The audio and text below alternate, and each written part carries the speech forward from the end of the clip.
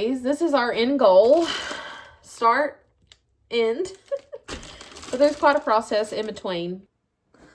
Cold packed. Cold sausage packed in a jar.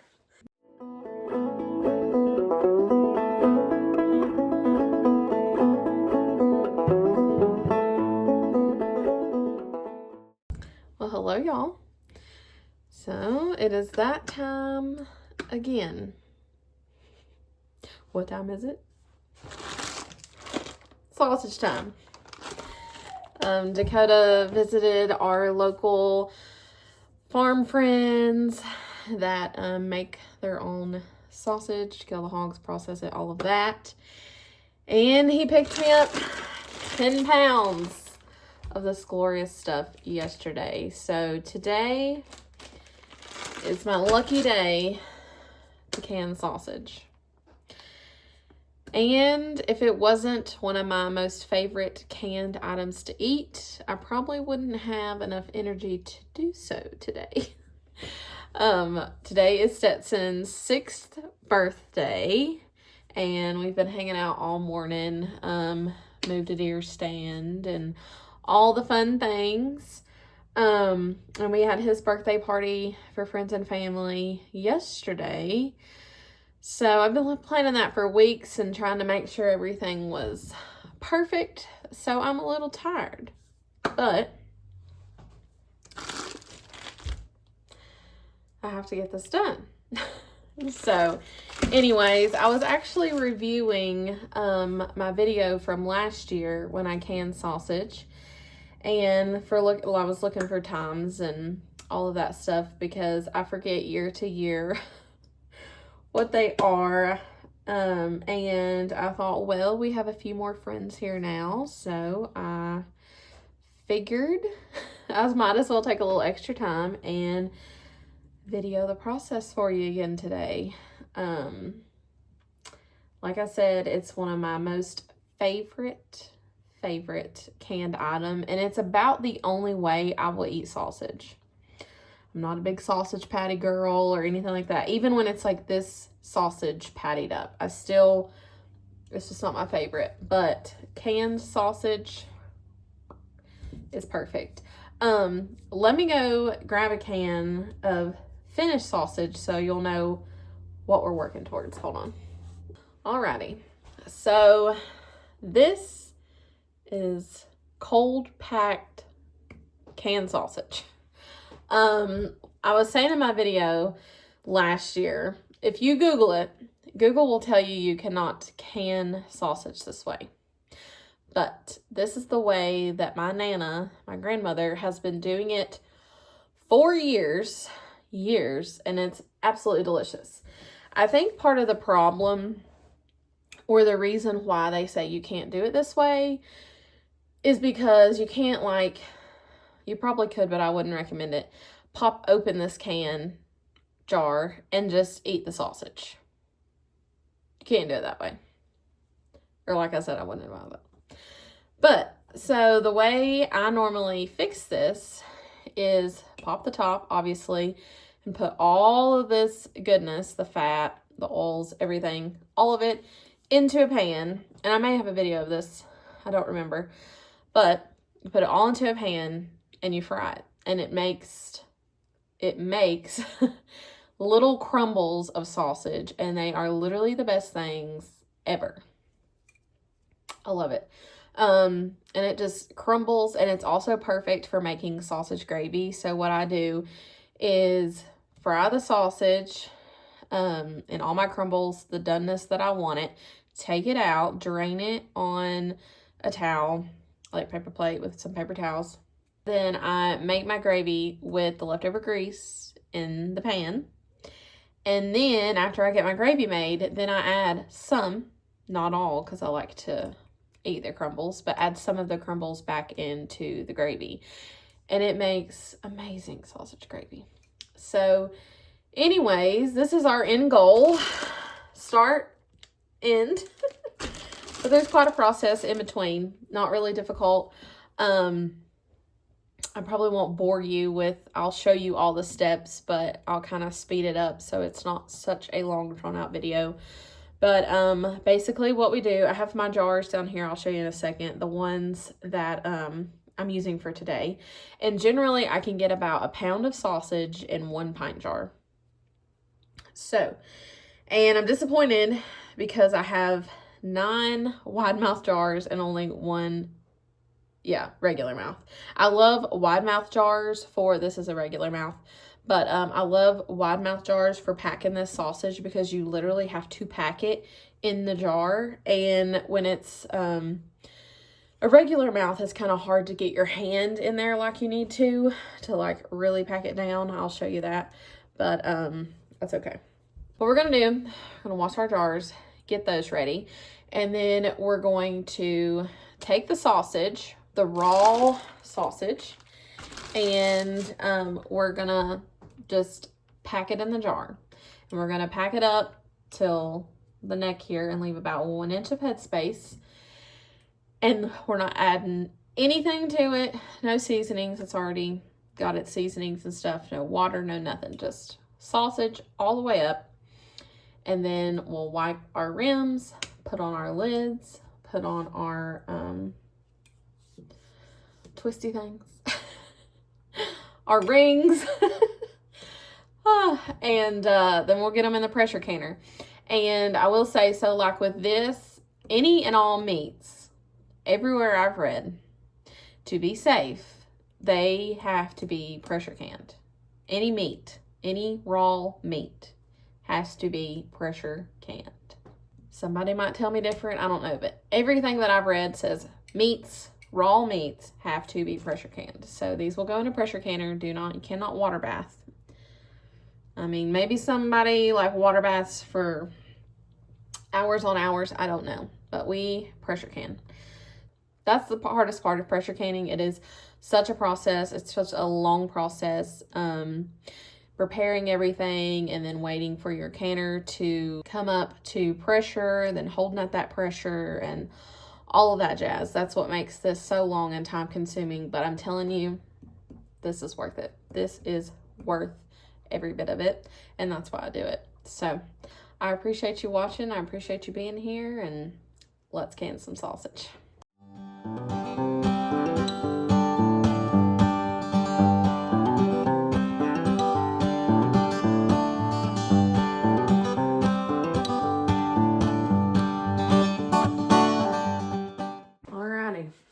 Jars are washed, and this is something you don't have to do, but I recommend it, is gloves. Really all we're gonna do is break you off hunks of sausage and mash it down in the jar. And even though you try to make this as clean of a process as possible, it never works out that way. Just digging hunks off and packing her down in. This, you want to try to get all of these air bubbles out. And you just mash it down. Mash it, mash it, mash it. And this is what I was talking about. Like, this is why I like wide mouth jars, because you can really get in there and mash the sausage down and make sure all of those air pockets are out. So then you just have a solid puck of sausage in there. You just gotta work it till you get it all mashed down and that air out of there. All right. I think I may add just a smidge more, but not too much. Like I said, I only bring it up, and I'll show you, I only bring it up to that line where the rim starts on the jar. All right, that looks pretty good to me. And when I get all these done, of course, I will wipe the rims off and stuff with vinegar and all of that. But let me show you what I got. Whoops. So this is my jar, and it is just straight sausage. No air bubbles, just cold packed. Cold sausage packed in a jar. So that's where that comes from. So anyways, I will leave the camera rolling and I'll obviously speed it up, but 1 down, 9 more to go.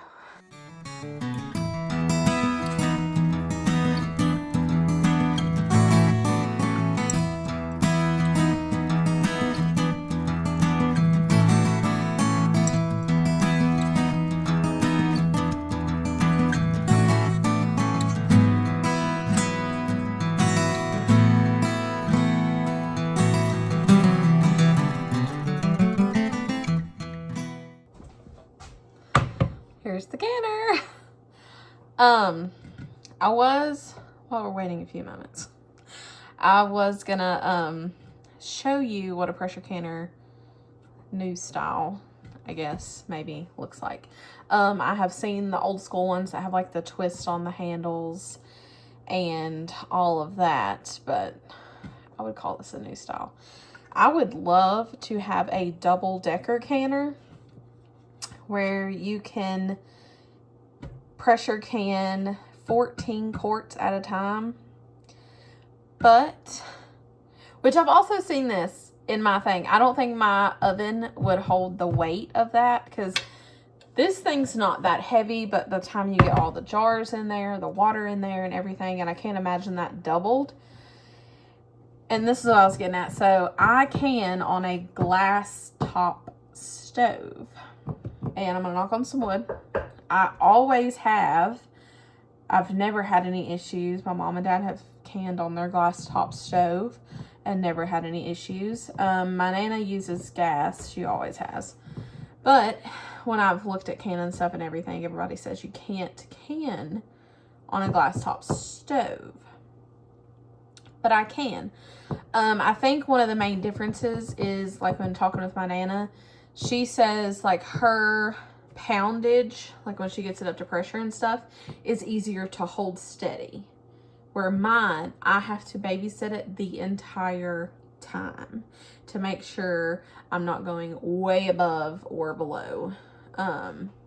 So I think that's the biggest thing, but I literally sit in here with it the whole time. I never leave it. But yeah, so anyways, so this, and I keep my weight inside so when I'm sorting it so I don't lose it. So this is lid, obviously. Here is what it looks like. Has this in the bottom. This tray pops out. It's so the cans are sitting directly on the bottom. And this lid, for the longest time I didn't realize, but it has, I would fiddle when trying to close the lid, but it has arrows that you just line it up. Hard time, okay. And then you literally just twist it. Let me show you again. You just twist it and that locks it in place. And then you have your weight. It's pretty heavy. I think used to they had weights that were like different pressures. That would probably be easier because you could just put like 15 pounds of pressure weight on there and you wouldn't have to worry about it. But this one is just this one thing. And I'll show you this. But when I first, so I lock it down and I've got it coming up to temperature. And then when it's all boiling, you'll hear it in here. It'll start shooting steam out of here.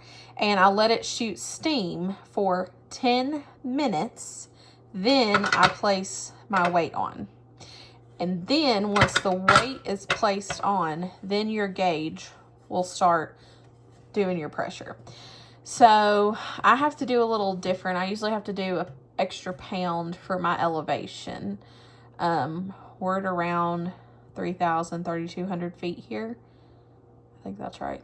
But I usually do like an extra pound. And that's pretty much it.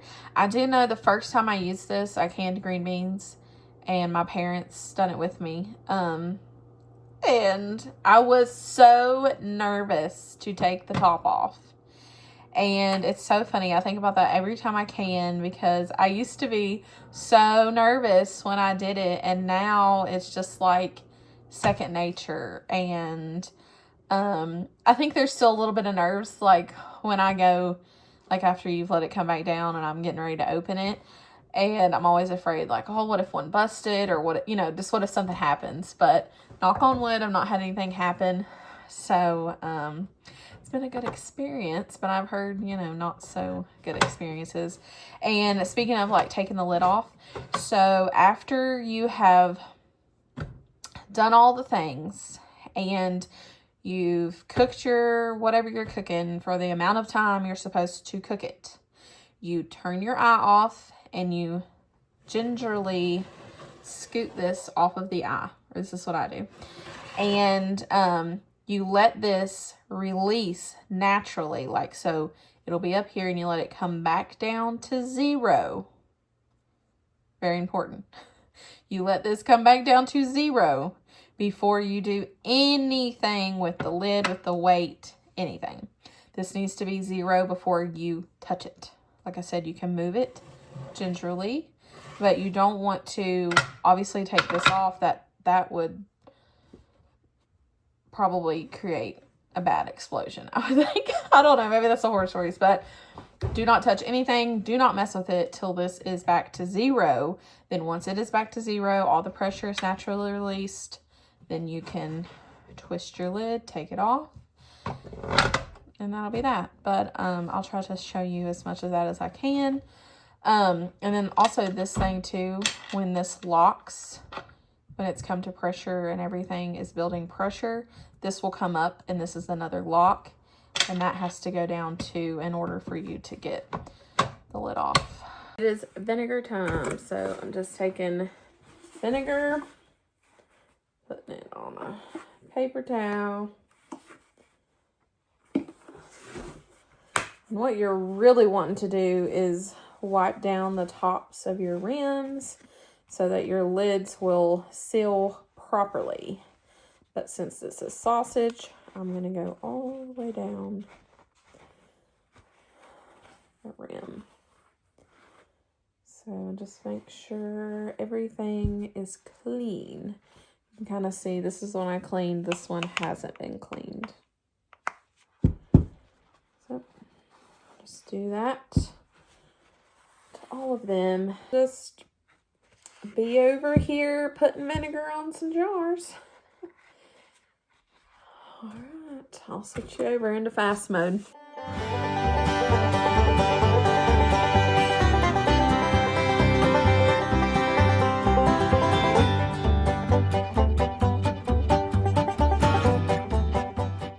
We are going to put our lids on. All right, here we go. Big moment, big moment. Just kidding. So here's our lids. Always rinse them off. The new style, you no longer have to boil, but I do rinse them in hot water, and knock on wood, that always has worked for me. Not had any issues. Sorry, I was not zoomed out enough, but so we're going to do our lids, then we'll do our rings. I gotta wash 2 regular mouth. All right, so we have all the jars with their lids on them, and now this is another important part. So when you put your rings on your jars, you want them to be finger tight. You don't want them to, you don't want to like really tighten them up. And I always like get in my head about this, thinking I'm gonna have them too tight, but you just kind of twist them and just go a little bit once they tighten up. I don't know how to explain it, but you do not want to over tighten them. And I guess it just messes with them being able to seal properly. But in any book you read, it'll just say hand tight. So I always like undo it and do it, undo it and do it. Like making sure like, oh, not too tight, tight enough, not tight enough. And you do that with all things that you can green beans, water bath, not just pressure canning. Anytime you can, it's just hand tight. So after we do this, next thing to do is put them in the canner.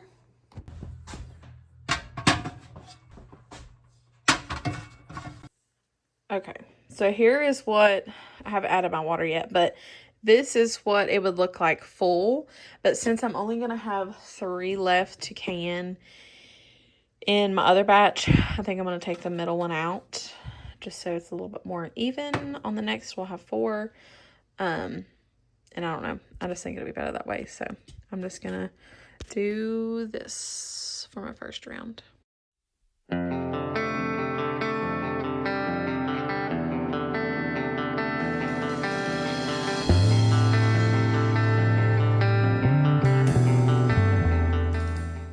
So I'll show you, but in the canner, I think they say like you want 2 to 3 inches of water up on your jar. So I generally have this much water up on all of my jars. So you don't, in a water bath canner, you completely submerge the jars and have like 1 to 2 inches of water over top the jars.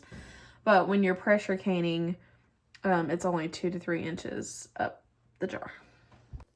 It's kind of hard to tell, but here is what it looks like. So now we're going to put the lid on. It's time for the lid. On. And twist. So now I have my eye on about medium heat, and which I might turn her up. I always run my eye on medium heat, but I'll turn it up just a little bit. And now we're just gonna wait until she starts warming up, and this is when we're waiting on steam to come out of here. And then once there's like a steady stream of steam, then I'll set the timer for 10 minutes, and then put my weight on. So be back in a bit. This is what I mean by the solid steam. So I set my timer for 10 minutes, and this happens there too. But alrighty, so it's time. You just slip it on there, and I've got gloves back on because I'm working up some other pork here in the back. But and now I'm just gonna let it build to pressure. All right, so I've been monkeying with it, trying to get it to come back down. It was going up a little too high, but I've got to pressure can it on 11 pounds. I'll go probably between 11 and 12 pounds of pressure for an hour and 15 minutes for these pints. I have my timer set back there. And one thing important to note is that when you're pressure canning, your pressure cannot go below the pressure it's supposed to be. If it goes a little above, that's okay, but it cannot go below, or you have to start the whole pressure process over again, and your time and all of that. So it's important not to let it go below the pressure. So we're gonna be here for an hour more. All right, so I went ahead and cut the eye off. It was like I had 5 minutes, and I was a little higher than this, so I just went ahead and cut it off. And I'm watching it to make sure it's not going below, but as you can see, we only have 39 seconds, so I think we'll be okay. But and it is 6:50 right now. I'll have to look back and see when I started this venture, but it's been a long time. And I still have the second run to do, but I'll have to wait till this comes all the way, actually, back down to 0. Take them out, dump the water, start all over again. 2, 1, beep. Alrighty, so I just gently move her over and wait a long time. The time has come.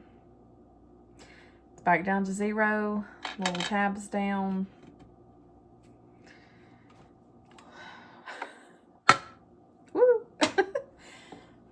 want to twist the lid off, and I like to, you might get a little steam on you, but I like to open it this way so I don't burn myself because it's still hot. Normally, if I didn't have another run to do, I would have left it till probably in the morning, but since I got some more to do, so. And then you want to get you a pair of these, very necessary. Let me show you what it looks like. Hold on. All right, and where it's a mess, there's always some oil from the outside of the jars because I didn't wipe the whole jar down, but so that's normal. All right, so now I just have like a dish drying thing, but it's pretty thick, and I double it and I just set it on my countertop, and I take these out. They look good, and I just set them on it to cool. Look at this. You can see the like sausage puck there in the middle, and then the fats will, you know, rise to the top and solidify, and the oils will be on, excuse me, the bottom.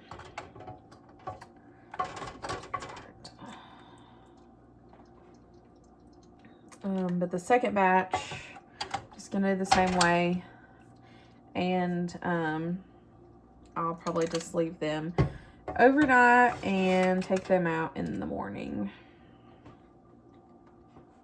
So, having to rearrange. I don't, when I set them on the thing over here, I don't set them right up against each other, so they can have some airflow in between so they can cool down.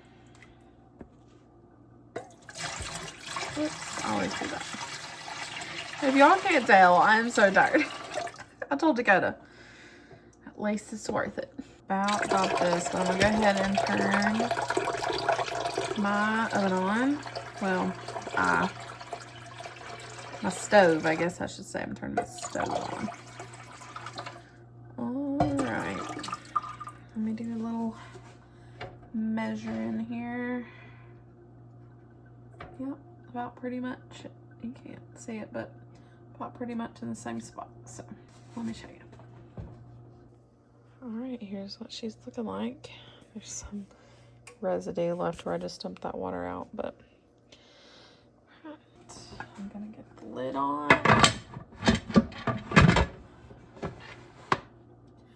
And now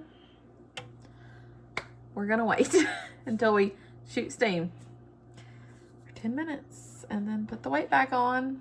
I sound like a broken record at this point, but that's what we're doing. I won't show you this whole process again because it's the same as the first go around, but I will in the morning after everything's hopefully sealed and separated and all of that. I'll come back and show you what they look like. So, but I hope you've enjoyed this. If you're still here with me this long, thank you so much. I appreciate y'all watching my videos. It does take extra time, so it makes it worth it when, you know, people watch them and they're like, oh, watch your video and, you know, help me do this or that or whatever. So that's what it's about. I like sharing my Canon stuff. I'm no expert by any means. I have canned quite a few things, but it's just one of those things you just gotta do it. It is very scary at first, like I talked about before, especially with the pressure canner. And it's funny because I started out and like the very first thing I ever canned was green beans in the pressure canner. So, you know, that was very, very nerve-wracking for me. And then I water bathed something for the first time. I don't think it was last year. I think it was a year before. Time flies. It goes so fast. But I think it was a year before last. Maybe 2023. I don't know. Anyways, the first time I water bath canned something, I'm like, why in the world have I not been doing that? Because it's so easy, and it's not so easy, but it's much less stressful, much less intimidating. So, I mean, you know, it's just, there's not all these steps. And like water bath canning, the product generally that you're water bath canning has already been cooked. So you're just water bath canning it to get it to seal. So it'll be shelf stable. So I don't know. I should have been doing that a long time ago. But I thought it was like really complicated and, you know, everything. But no, it's not. So, and this isn't either. Like once you do it a couple times, I mean, it's just like second nature. My main thing here is what I do, you know, is I'm in the kitchen monitoring that pressure because it'll go high and I have to like adjust my oven or my stovetop temperature and bring it back down a little bit. Then I have to make sure it's not dropping too much. So then I have to adjust it. And it's like that the whole time. But that's just part of it. But I mean, it really, truly isn't hard. It is just very time consuming. And I used to write a lot, but I read about one time how it's just like every time I can, it truly makes me so appreciative of all of my ancestors and especially my grandmother, who, I mean, they had to can. There wasn't, you know, canned food like there is now. So like this was the only way to do it. And I have so much respect for them for raising a family and processing all of this stuff for their family and like just being able to do it all. It truly amazes me because it's so much time. And I know it was even more time then because, you know, now we have kind of this modern process here, like the canner and stuff. And I don't know. It's truly just amazing. I admire them so much and them taking the time, which I know they had to, but I'm just saying, like, I know I only have one child and who is often with his daddy when I'm doing this. This is the only way I'm able to do this.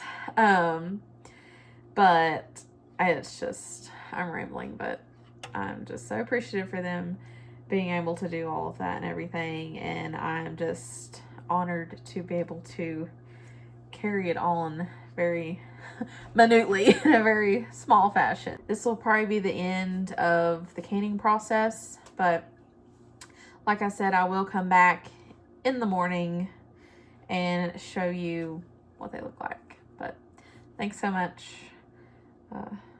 I'll see you in the next one. Good morning, y'all. Well, here are the ones that were out last night, and these are the ones that I just took out of the canner. They are cold, but they're still kind of warm. So they all sealed. So I'm so happy about that. So I'll let them, the rings are loose, but I'll let them sit like this all day.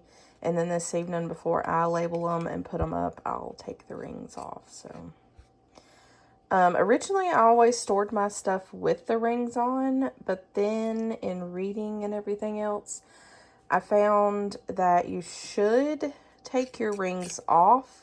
So that way you don't ever get a false seal. So, but anyways, there they are.